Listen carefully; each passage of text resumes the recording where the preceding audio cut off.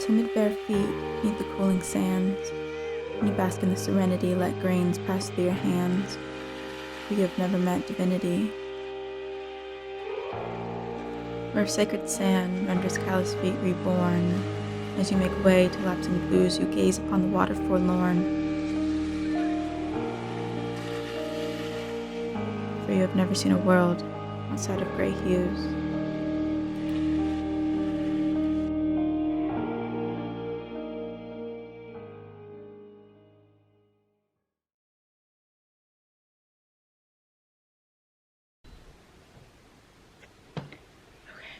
So I am a student at Radford University and I'm in my senior year, which is absolutely crazy. So as you reach the end to any major milestone, you start to reflect on the moments that led up to it. For me, I've been thinking a lot about how, especially freshman year, coming into this new environment, meeting a whole bunch of new people, and then you couldn't help but kind of compare your experiences with your new friends' experiences. Like we talked about which stores we would shop at back home.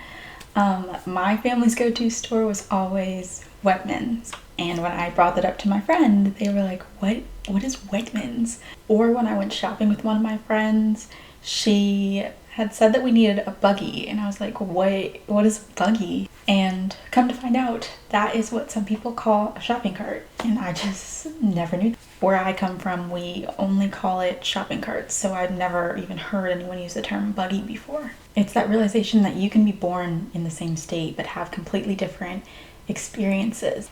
Each part has their own quirks and their different ways of life. Then you start talking about your high school experience, how many people were in your graduating class, what classes your school offered, and things like how your school was set up. And then you can't help but think, there are these state standards, but each county, even schools within the same county, are just so different. You can't help but wonder if your life would have been different, if you would have been different, if you went to a different school.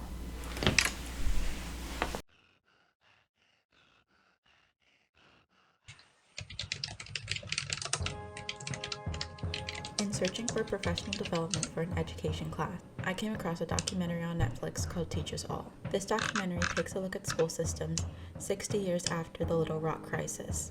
It examines school systems in Little Rock, Arkansas, New York City, and Los Angeles, all examining how far we've truly come after 60 years, and begging the question, what more can we do for our students today? It was here that I was introduced to the term of resegregation. Resegregation is simply the process of something becoming segregated again.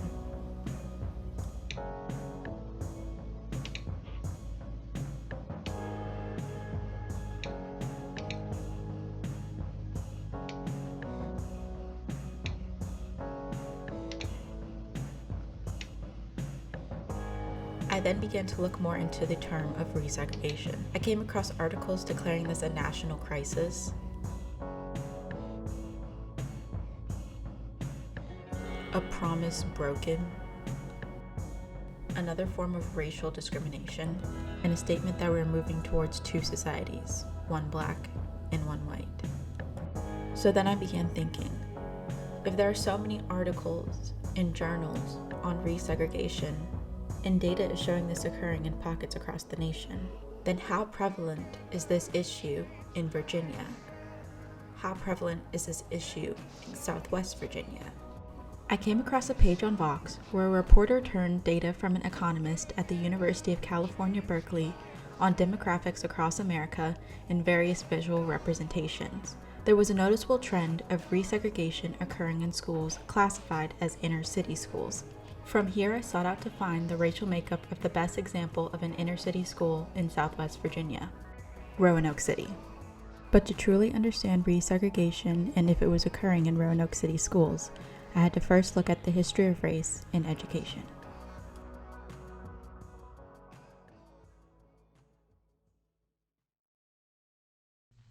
History is written by those in power and neglects the stories of the powerless. At the epicenter of our history textbooks are powerful, white English men. Therefore, they deem their lifestyle as the baseline of civilization and holiness. The farther you stray from the center, the more uncivilized and demonic you become. And on the other side of the spectrum stood African people with their darker complexions and different beliefs, languages, and mannerisms. The status of Africans in early colonial times are very gray. However, we do see some who are free and even interact and have neighborly interactions with English settlers. We even see a black man who may be free testify against a white defendant in court. This is significant because this is not seen when slavery is institutionalized.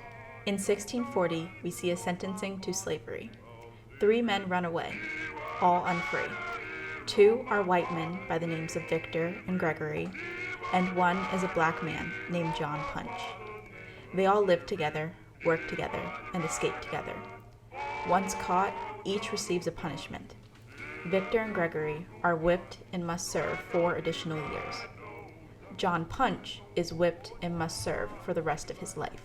The Massachusetts Body of Liberties is the first legal code that justifies enslavement. In 1669, there is an act passed in Virginia that declared that should a slave be killed as a result of extreme punishment, the master should not face charges for the murder. Between 1680 and 1720, coined as the Terrible Transformation, the window of opportunity starts to shut. Black people lose rights to voting, testifying against whites, freedom based on baptism, and interracial marriage. There is no longer a black peasantry, rather a black quasi-free population, legally free, but barred from white opportunities. The combination that perpetuates the terrible transformation is an increase in free whites and development of more colonies, decrease in the number of indentured servants available, increase in the colonies competing for English laborers, increase in the need for labor, increase in English involvement in the Atlantic slave trade, and a decrease in mortality rates. In response to the Horde Massacre led by Nat Turner and to quell any future insurrections, Virginia passed a law placing many restrictions upon blacks, including a ban on gatherings and an anti-literacy law in 1832, making the education of black people illegal. In 1857, Dred and Harriet Scott sued for freedom, to which the court did not grant. The court ruled that no black person is a citizen, thus setting the framework for many laws to come. Because he became a slave in Virginia. And then his master moved him to Alabama and then St. Louis, Missouri. And then they moved to Illinois, which was a free state. And then they moved to actually my home state of Minnesota, although it was part of the Wisconsin territory at the same time. When the master died, his wife took the slaves back to St. Louis, and Dred Scott and his wife sued because there was a theory back then the abolitionists promulgated once free, always free. Well, the court didn't see it that way. And I think the decision was 7-2 against Dred Scott and his wife. It wasn't until after the Civil War that a formal phase of education for black people came about. A push from black people during the Reconstruction era created schools that were their own. However, it was financially controlled by the state government and therefore received less financial support. So black schools had fewer, if any, books, worse buildings, and teachers who were paid significantly less than teachers in white schools. The Plessy versus Ferguson was an interesting case, the one that in 1892 that established separate but equal as the national doctrine. Well, Mr. Plessy was an octoroon. That means that both his parents were white, and all 4 of his grandparents were white. But somewhere back in the 8 great-grandparents, 1 was black. So he was 1/8 octoroon, and therefore he had to sit in back of the car in Louisiana. He was from Louisiana. And despite the fact that the railroad trains ran interstate, the court ruled that as long as the facilities were equal, that it was okay for them to be separate. And of course, as you know, in education, that was the doctrine that therefore was legalized and persisted for 62 years, and frankly persisted for a lot of years after Brown in 1954. And you could walk into the schools and realize in about 5 seconds the facilities were certainly separate, but they were certainly not equal. A Georgia court case in 1899, Cumming versus Richmond, ruled that a school is allowed to spend taxpayer money, which is paid by all residents, on a white school and close a black school for financial reasons. In Cummings versus Richmond, the case in Georgia was 9-0 in favor of the defendant. Just 55 years later, we see another court case from the Supreme Court completely overrule the unanimous Cumming versus Richmond decision with another unanimous decision, this time siding with the plaintiff, including a vote for the plaintiff by a former Klansman who was sitting on the Supreme Court. And people were kind of like, well, can you believe that this decision at this point in time, where there was still massive resistance to integration in the South, but it was everywhere in this country against African Americans. And most scholars say that the reason for it was the Cold War. And what the communists were doing was they were going to independent nations, newly independent nations in Africa and Asia, and saying to them, do you really want help from those hypocrites in the United States who talk about all men are created equal, and yet they have a whole group of people who are denied the rights?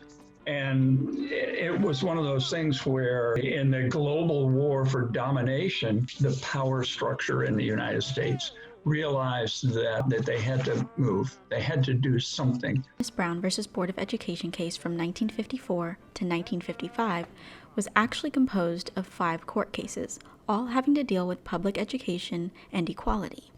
There was Brown versus Board, Briggs versus Elliott, Boiling versus Sharp, Gebhardt versus Ethel, and 148 miles away from Radford University was Davis versus Board of Education of Prince Edward County, Virginia. The Supreme Court concluded that separate but equal has no place in a unanimous ruling that surprised many, seeing as the justices included those with strong conservative views and a former Klan member, and leaving President Eisenhower to regret his Supreme Court appointments, calling it the biggest fool mistake I ever made. Despite this win, the road to integration would face some major roadblocks, and it became evident that the war was far from over. Do your children go to this school, ma'am? No, they don't. They go to a religious school not far away. Well, what is the reason for your presence on the picket line today? I believe the children of the Bedford-Stuyvesant area deserve their own school. They shouldn't have to be bused and used as pawns by politicians. You, ma'am, how many? You have 2 children. Mm-hmm. Are you going to keep them out? I couldn't say that right now. Did you keep them out today? Yes. What was the reason? Your reason? I'm protesting the school transfer because they're bypassing underutilized schools. There's other schools they can put these children in. So there's no reason for this transfer. Well, do you feel there are other schools in their own neighborhood? That's right. These children shouldn't be shipped 3-4 miles. Is there any hint of segregation in this present protest? No, definitely not. Did these reactions we saw in the South reflect those of citizens in Roanoke? I don't think there was a lot of indifference, except as the dominant racial group, the white population, just didn't much care as long as the races were separated. You know, there's a fabulous quote from Dr. King that I have to paraphrase, and I can't quote it exactly, but it is the biggest problem was not the actions of the bad people; it was the silence of the good people.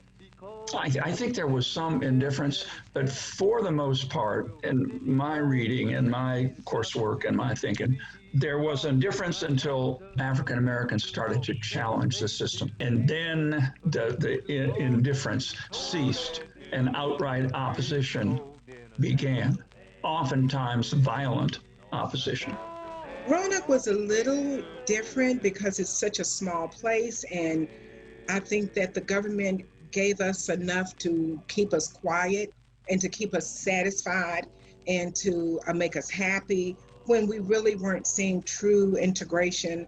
They said segregation would be separate but equal, but separate did not mean equal as we knew it. So we kind of may have believed it until we went into an all-white school and we were like, our books are not the same, our supplies are not the same. Our teachers are just as educated, but we did not have the same it was not the same. We were using outdated materials, old books that the school system was no longer using. We would get what was left over. And those are the types of things that occurred in the beginning. And then eventually Roanoke started rising up. The African Americans did, the leaders did. So it eventually did make a difference. Roanoke attempted to follow government recommendations just enough to satisfy the law. It was a very slow process because there was some opposition. There was resistance by whites. There was not a lot of resistance by blacks. We wanted to go to integrated schools. And as a matter of fact, my sister, my brother, and I had to walk past at least 2 schools to get to our school. And we walked while they were being bused at the expense of the city because they had that luxury. A kind of behind the scenes sub rosa committee, biracial committee was formed. Some white leaders and some African American leaders, including a gentleman named Noel C. Taylor, who in the 1980s, as a Republican, was the mayor, the first African American mayor of Roanoke. And they worked together to try to do what they could to ease integration in Roanoke. But compared to some other places in the state and around the South, it was relatively calm. 1956 marks the start of the Virginia mass resistance. Virginia Senator Byrd referred to the ruling of Brown v. Board as an unconstitutional infringement on states' rights and the most serious blow. Similar to other states, lawmakers in Virginia passed laws and made public declarations condemning any effort to integrate. Funding was threatened, taken away, and schools were even closed for trying to integrate. What happened in Farmville was happening in other cities that were further south. Some people were so not wanting integration that they put padlocks on the school, chains and padlocks, and no one could go to school. So what did the white people do in Farmville? They built a private academy, and they had everything they needed, while the African Americans at that time, for those 4 to 5 years, were being taught in what they called tar paper shacks. They would heat the tar and the paper and just build little rooms. A lot of African Americans in Farmville, including my husband, went to other surrounding counties and went to school. But it was a horrific impact on the children, because when I first went to Farmville to teach in 1975, I had parents who still could not read. So if my parents couldn't read, then my children had a hard time doing assignments that were sent home. Many students were left without any education for about 5 years, deeming them as the lost generation. Now, 65 years later, after the Brown v. Board court case decision, some experts believe that our public schools are looking scarily similar to those almost 65 years ago, with the number of mostly black schools nationwide tripling from 5.7% in 1988 to 18.2% in 2016. So how is this playing out in Roanoke City Public Schools today?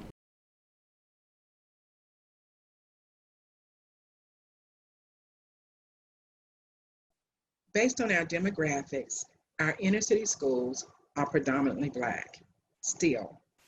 Not only that, but the inner city school students are low economic African Americans and low economic white. So in those schools, the need for equal opportunities is still there. Roanoke is still considered one of the most segregated cities in the South, in the country. And the redlining itself, of course, is outlawed. But people who are really evil will find a way around laws. I think that it's mostly a matter of socioeconomic. Their housing options are limited by income. And so you have, it's not de jure housing segregation, but it's de facto housing segregation. And there is a move afoot, interestingly enough, it's been going on for quite some time, and particularly in the South, but not surprising, of resegregation of public schools. That it's like if a school district shows that it has been rehabilitated in terms of its data, then it doesn't need federal oversight anymore. schools are resegregating. Some of it's by housing pattern, some of it is because of the huge injection throughout the South of a lot of students of color other than African Americans. And I worry about that trend, I really do. But it's not happening in Roanoke. But that's a legacy of all these years of trying to do the right thing. The districts are gerrymandered. Again, that's not about. They are drawn to enhance diversity in each school. We tend to focus, we did in the city schools, and they still do, 15, 16 years after I've left, on the issues that kids have that sometimes are portrayed as racial issues, but having to do with socioeconomic status and family issues, lack of resources, whether it's food or a place to live. And there's a growing, sad it is, but still small, but growing homeless population in Roanoke, and I mean, by that I mean homeless students. The city's done a great job of trying to deal with that. There are a lot of issues in the city schools where the overlap between what the school can do and, parenthetically, what schools used to do before they became a catch-all for feeding kids and counseling kids and being in loco parentis, surrogate parents, et cetera, et cetera. It's a remark, and that load of things on the school system has only increased. The school system has done virtually everything that it could have done and should have done to see that equity exists in programs and in a lot of other areas. Rita Bishop, who was the assistant superintendent for all of my years in Roanoke City. But Rita had a vision. She created Forest Park Academy for high school kids who were a year to a year and a half behind on their graduation track. And from all over the city, kids came. They didn't have to be African American, but they were predominantly African American. There were outreach workers and guidance counselors and visiting teachers, and home visit specialists and really, really small dedicated faculty and a couple of exceptionally dedicated principals who just refused to let the kids fail. Another is something called RCPS Plus, Roanoke City Public Schools, with the plus sign. It's a summer program that was designed, probably 4 or 5 years ago by now, maybe longer, for enrichment / remedial / advanced work for kids in the summer. Heavily African American, but not exclusively. There were outreach workers and guidance counselors and visiting teachers, and home visit specialists and really, really small dedicated faculty and a couple of exceptionally dedicated principals who just refused to let the kids fail. Well, we're meeting needs the best way we can because of so many things that we don't have control of, like crime, substance abuse, alcoholism, in the parents. We even have parent mentors. We have parent resource libraries. So that's why being an educator, you need to be so sensitive to the family to know what's going on so that you will know best how to help the child and the family. But like anything else, we're not all the way there, but we are there. And we've just made giant steps. And when you work in a school district that's more challenging, it really, truly is missionary work. And it flat wears you out, but it is so rewarding. And Roanoke City has a lot of fine teachers that don't get credit for what they do. So what does this mean for our educators and our future educators, whether you're a teacher or a parent? The key is in understanding. As an educator, you have to understand your community, your neighborhood, your school community, and your school's culture, your students, and your parents, and your families, because each person has a background and experience with education, and it's not all positive. I've heard future educators talk about how they would never teach in an inner city school because it's so difficult, and the kids are difficult. And yes, it is difficult to teach in an inner city school as I've learned through my interviews, but it's not the kids who are difficult. What I want you to understand is that the kids are not bad kids, but rather the kids are often in bad situations. So it's important to separate the behaviors we observe from the children we serve, as well as separate the responses we receive from parents in regards to schools from their personalities. Instead, we should take the time to understand where they're coming from and better help them adjust to a new wave of education and be that change in education for them. Lay mixture upon the pain and let it harden, for then the pain is but a mere whisper upon lips of the fallen, and the pain no more. But time wears, and cracks form, making way to old feelings, to old pains. But maybe it wasn't.